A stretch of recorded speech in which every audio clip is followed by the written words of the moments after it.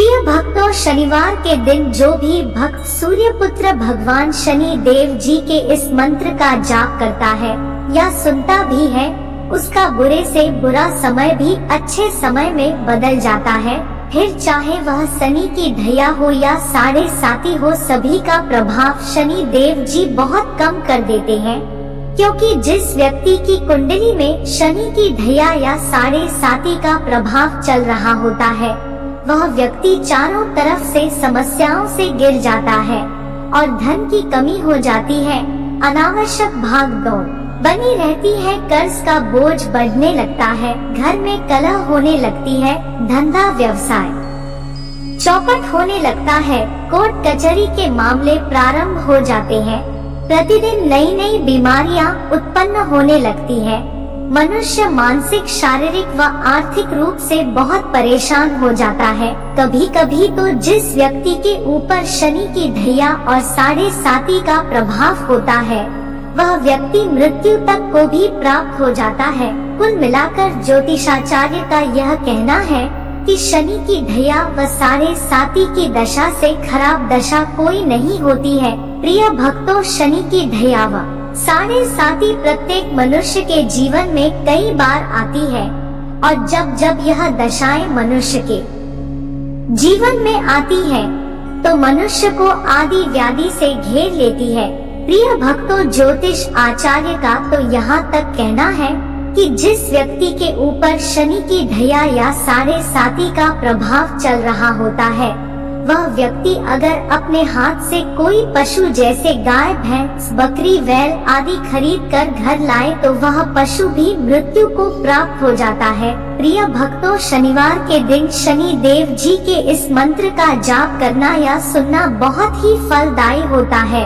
अगर आप उपरोक्त सभी समस्याओं से पीड़ित हैं, भविष्य में इन समस्याओं से बचना चाहते हैं, तो प्रत्येक शनिवार को शनि देव जी के इस मंत्र का जाप अवश्य करना चाहिए। प्रिय भक्तों, शनि देव का यह मंत्र बहुत ही सरल है, उसे कोई भी व्यक्ति जाप कर सकता है। जो भी भक्त शनिदेव का यह मंत्र जाप करता है या सुनता है, वह कभी भी उपरोक्त समस्याओं से पीड़ित नहीं हो सकता है, उसका जीवन सुख में व्यतीत होता है। प्रिय भक्तों, आई सच्चे मन से सूर्यपुत्र शनिदेव जी महाराज का यह दिव्य मंत्र सुनते हैं। लेकिन उससे पहले अगर आप भी चाहते हैं कि शनि देव जी महाराज की कृपा आप पर सदा बनी रहे, तो इस वीडियो को दिल से एक लाइक करके कमेंट में ओम शनि देव नमः लिखना बिल्कुल ना भूले। प्यारे भक्तों, मंत्र यह है। ॐ नीलाञ्जनं समाभासं रविपुत्रं यमाग्रजं छायामारुतण्डसम्भुतं तं नमामि शनैश्चरम्। ॐ नीलाञ्जनं समाभासं रविपुत्रं यमाग्रजं छायामारुतण्डसम्भुतं तं नमामि शनैश्चरम्। ॐ नीलाञ्जनं समाभासं रविपुत्रं यमाग्रजं छायामारुतण्डसम्भुतं तं नमामि शनैश्चरम्। ॐ नीलाञ्जनं समाभासं रविपुत्रं यमाग्रजं छायामारुतण्डसम्भुतं तं नमामि शनैश्चरम्। ॐ नीलाञ्जनं समाभासं रविपुत्रं यमाग्रजं छायामारुतण्डसम्भुतं तं नमामि शनैश्चरम्। ॐ नीलाञ्जनं समाभासं रविपुत्रं यमाग्रजं छायामारुतण्डसम्भुतं तं नमामि शनैश्चरम्। ॐ नीलाञ्जनं समाभासं रविपुत्रं यमाग्रजं छायामारुतण्डसम्भुतं तं नमामि शनैश्चरम्।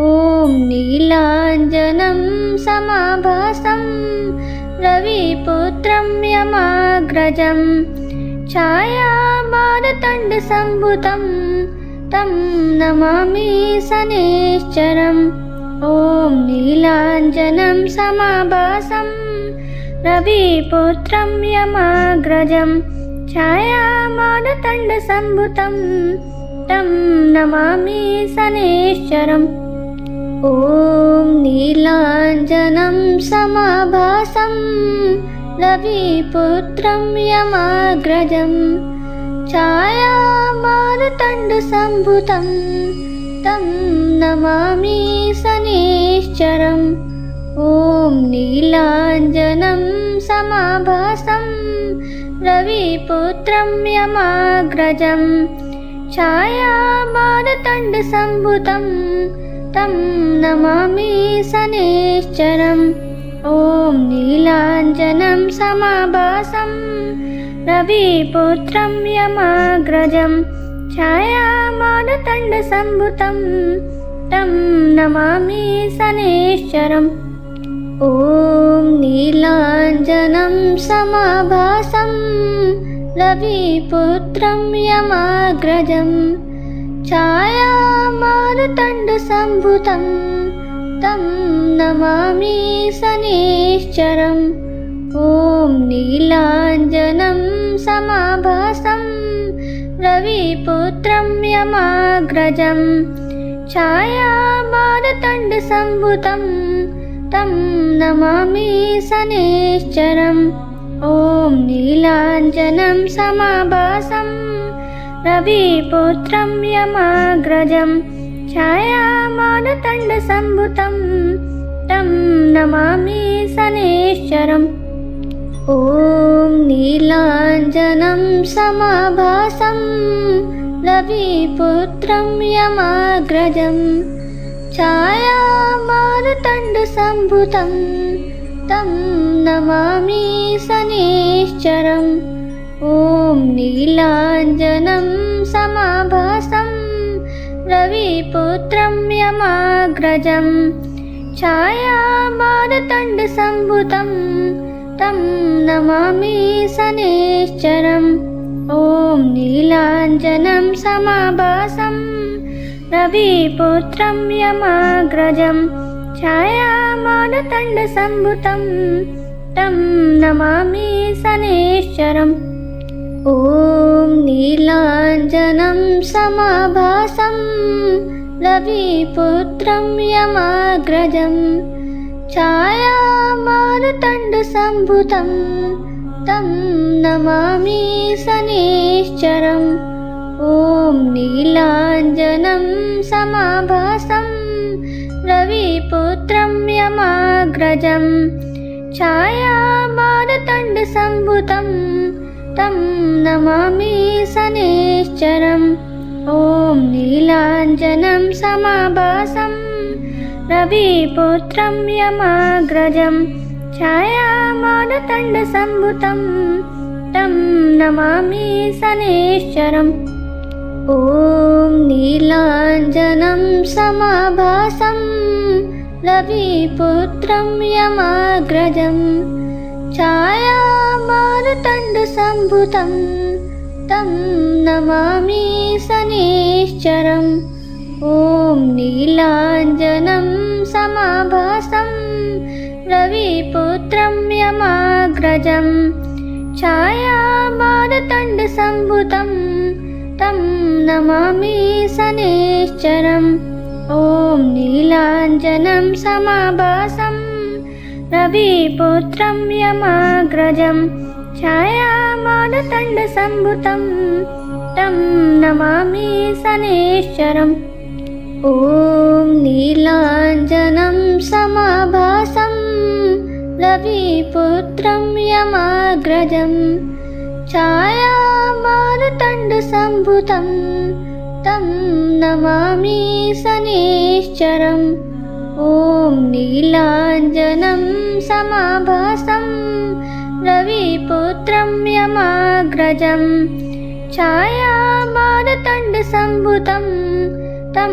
नमामि शनैश्चरम्। ॐ नीलाञ्जनं समाभासं रविपुत्रं यमाग्रजं छायामारुतण्डसम्भुतं तं नमामि शनैश्चरम्। ॐ नीलाञ्जनं समाभासं रविपुत्रं यमाग्रजं छायामारुतण्डसम्भुतं तं नमामि शनैश्चरम्। ॐ नीलाञ्जनं समाभासं रविपुत्रं यमाग्रजं छायामारुतण्डसम्भुतं तं नमामि शनैश्चरम्। ॐ नीलाञ्जनं समाभासं रविपुत्रं यमाग्रजं छायामारुतण्डसम्भुतं तं नमामि शनैश्चरम्। ॐ नीलाञ्जनं समाभासं रविपुत्रं यमाग्रजं छायामारुतण्डसम्भुतं तं नमामि शनैश्चरम्। ॐ नीलाञ्जनं समाभासं रविपुत्रं यमाग्रजं छायामारुतण्डसम्भुतं तं नमामि शनैश्चरम्। ॐ नीलाञ्जनं समाभासं रविपुत्रं यमाग्रजं छायामारुतण्डसम्भुतं तं नमामि शनैश्चरम्। ॐ नीलाञ्जनं समाभासं रविपुत्रं यमाग्रजं छायामारुतण्डसम्भुतं तं नमामि शनैश्चरम्। ॐ नीलाञ्जनं समाभासं रविपुत्रं यमाग्रजं छायामारुतण्डसम्भुतं तं नमामि शनैश्चरम्। ॐ नीलाञ्जनं समाभासं रविपुत्रं यमाग्रजं छायामारुतण्डसम्भुतं तं नमामि शनैश्चरम्।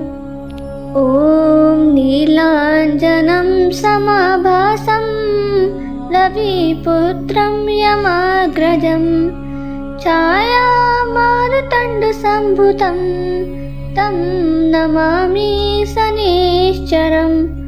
ॐ नीलाञ्जनं समाभासं रविपुत्रं यमाग्रजं छायामारुतण्डसम्भुतं तं नमामि शनैश्चरम्। ॐ नीलाञ्जनं समाभासं रविपुत्रं यमाग्रजं छायामारुतण्डसम्भुतं तं नमामि शनैश्चरम्।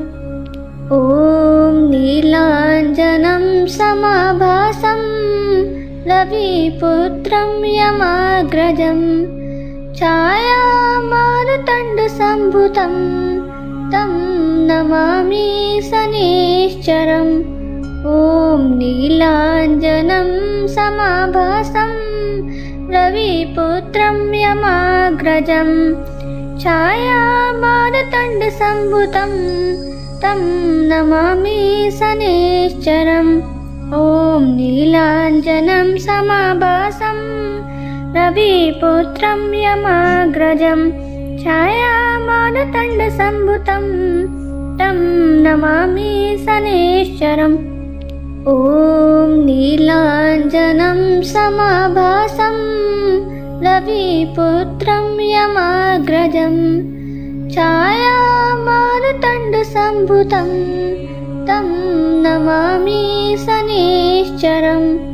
ॐ नीलाञ्जनं समाभासं रविपुत्रं यमाग्रजं छायामारुतण्डसम्भुतं तं नमामि शनैश्चरम्।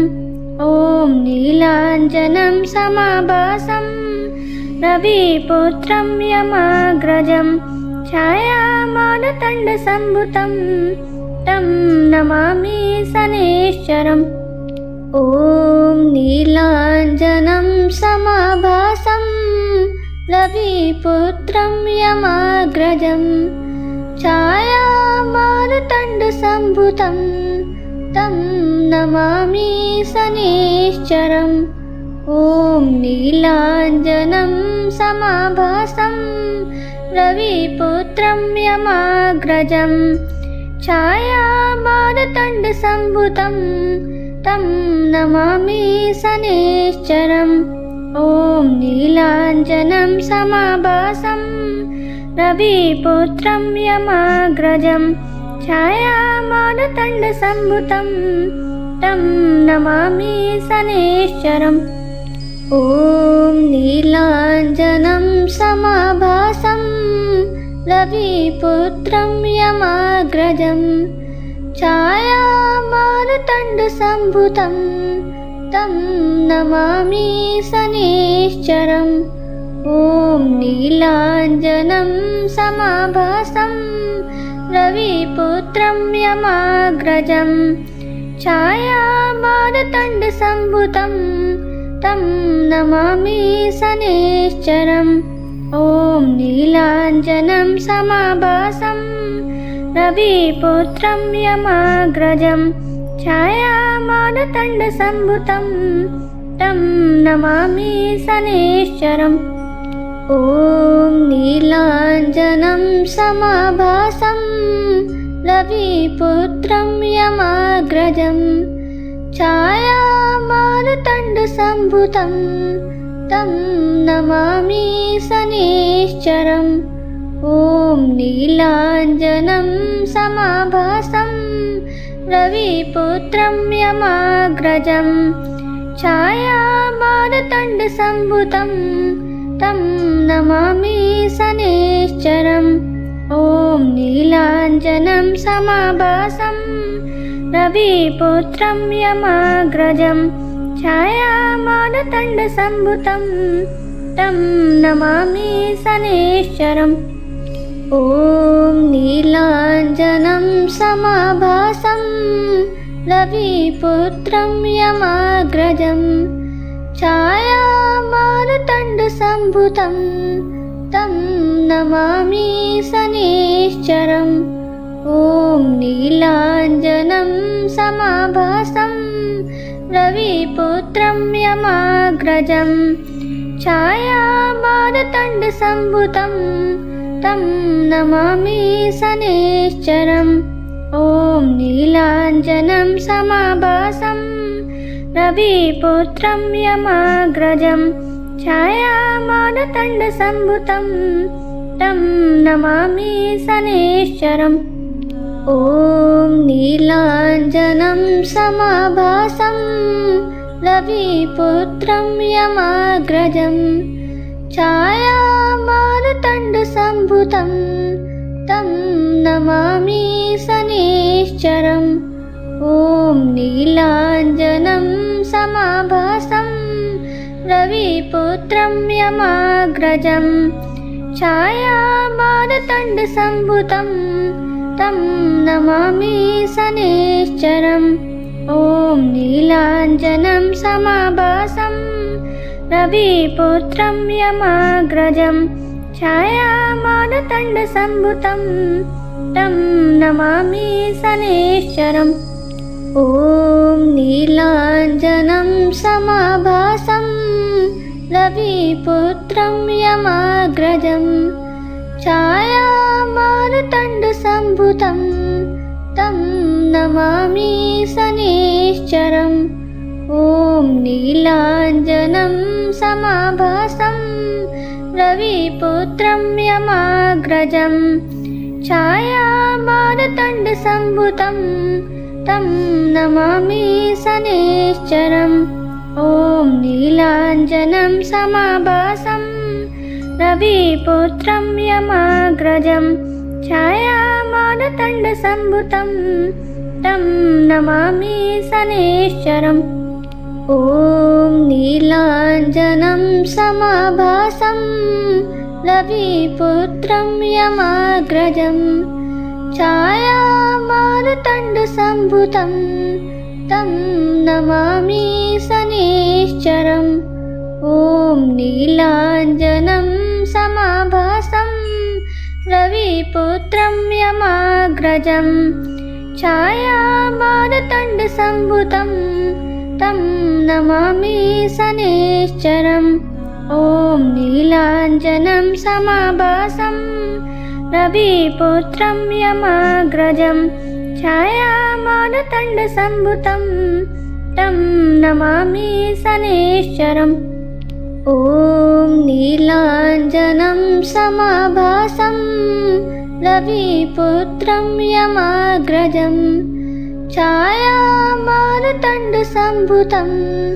तं नमामि शनैश्चरम् ॐ नीलाञ्जनं समाभासं रविपुत्रं यमाग्रजं छायामारुतण्डसम्भुतं तं नमामि शनैश्चरम् ॐ नीलाञ्जनं समाभासं रविपुत्रं यमाग्रजं छायामारुतण्डसम्भुतं तं नमामि शनैश्चरम् ॐ नीलाञ्जनं समाभासं रविपुत्रं यमाग्रजं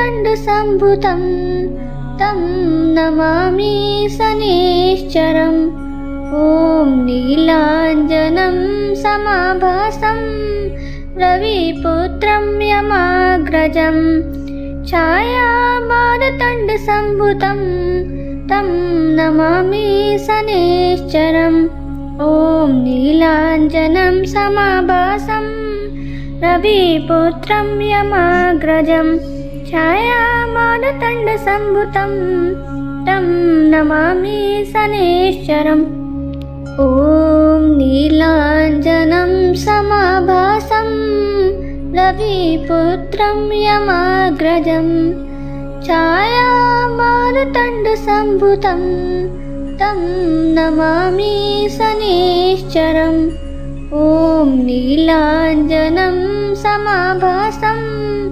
रविपुत्रं यमाग्रजं छायामारुतण्डसम्भुतं तं नमामि शनैश्चरम् ॐ नीलाञ्जनं समाभासं रविपुत्रं यमाग्रजं छायामारुतण्डसम्भुतं तं नमामि शनैश्चरम् ॐ नीलाञ्जनं समाभासं रविपुत्रं यमाग्रजं छायामारुतण्डसम्भुतं तं नमामि शनैश्चरम् ॐ नीलाञ्जनं समाभासं रविपुत्रं यमाग्रजं छायामारुतण्डसम्भुतं तं नमामि शनैश्चरम् ॐ नीलाञ्जनं समाभासं रविपुत्रं यमाग्रजं छायामारुतण्डसम्भुतं तं नमामि शनैश्चरम् ॐ नीलाञ्जनं समाभासं रविपुत्रं यमाग्रजं छायामारुतण्डसम्भुतं तं नमामि शनैश्चरम् ॐ नीलाञ्जनं समाभासं रविपुत्रं यमाग्रजं छायामारुतण्डसम्भुतं तं नमामि शनैश्चरम् ॐ नीलाञ्जनं समाभासं रविपुत्रं यमाग्रजं छायामारुतण्डसम्भुतं तं नमामि शनैश्चरम् ॐ नीलाञ्जनं समाभासं रविपुत्रं यमाग्रजं छायामारुतण्डसम्भुतं तं नमामि शनैश्चरम् ॐ नीलाञ्जनं समाभासं रविपुत्रं यमाग्रजं छायामारतण्डसम्भुतं तं नमामि शनैश्चरम्। ॐ नीलाञ्जनं समाभासं रविपुत्रं यमाग्रजं छायामारतण्डसम्भुतं तं नमामि शनैश्चरम्। ॐ नीलाञ्जनं समाभासं रविपुत्रं यमाग्रजं छायामारतण्डसम्भुतं तं नमामि शनैश्चरम्। ॐ नीलाञ्जनं समाभासं रविपुत्रं यमाग्रजं छायामारतण्डसम्भुतं तं नमामि शनैश्चरम्। ॐ नीलाञ्जनं समाभासं रविपुत्रं यमाग्रजं छायामारतण्डसम्भुतं तं नमामि शनैश्चरम्। ॐ नीलाञ्जनं समाभासं रविपुत्रं यमाग्रजं छायामारतण्डसम्भुतं तं नमामि शनैश्चरम्। ॐ नीलाञ्जनं समाभासं रविपुत्रं यमाग्रजं छायामारतण्डसम्भुतं तं नमामि शनैश्चरम्। ॐ नीलाञ्जनं समाभासं रविपुत्रं यमाग्रजं छायामारतण्डसम्भुतं तं नमामि शनैश्चरम्। ॐ नीलाञ्जनं समाभासं रविपुत्रं यमाग्रजं छायामारतण्डसम्भुतं तं नमामि शनैश्चरम्। ॐ नीलाञ्जनं समाभासं रविपुत्रं यमाग्रजं छायामारतण्डसम्भुतं तं नमामि शनैश्चरम्। ॐ नीलाञ्जनं समाभासं रविपुत्रं यमाग्रजं छायामारतण्डसम्भुतं तं नमामि शनैश्चरम्। ॐ नीलाञ्जनं समाभासं रविपुत्रं यमाग्रजं छायामारतण्डसम्भुतं तं नमामि शनैश्चरम्। ॐ नीलाञ्जनं समाभासं रविपुत्रं यमाग्रजं छायामारतण्डसम्भुतं तं नमामि शनैश्चरम्। ॐ नीलाञ्जनं समाभासं रविपुत्रं यमाग्रजं छायामारतण्डसम्भुतं तं नमामि शनैश्चरम्। ॐ नीलाञ्जनं समाभासं रविपुत्रं यमाग्रजं छायामारतण्डसम्भुतं तं नमामि शनैश्चरम्। ॐ नीलाञ्जनं समाभासं रविपुत्रं यमाग्रजं छायामारतण्डसम्भुतं तं नमामि शनैश्चरम्। ॐ नीलाञ्जनं समाभासं रविपुत्रं यमाग्रजं छायामारतण्डसम्भुतं तं नमामि शनैश्चरम्। ॐ नीलाञ्जनं समाभासं रविपुत्रं यमाग्रजं छायामारतण्डसम्भुतं तं नमामि शनैश्चरम्।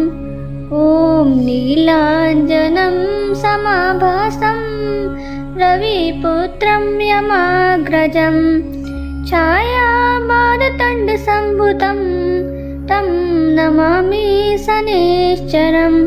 ॐ नीलाञ्जनं समाभासं रविपुत्रं यमाग्रजं छायामारुतण्डसम्भुतं तं नमामि शनैश्चरम् ॐ नीलाञ्जनं समाभासं रविपुत्रं यमाग्रजं छायामारुतण्डसम्भुतं तं नमामि शनैश्चरम् ॐ नीलाञ्जनं समाभासं रविपुत्रं यमाग्रजं छायामारुतण्डसम्भुतं तं नमामि शनैश्चरम् ॐ नीलाञ्जनं समाभासं रविपुत्रं यमाग्रजं छायामारुतण्डसम्भुतं तं नमामि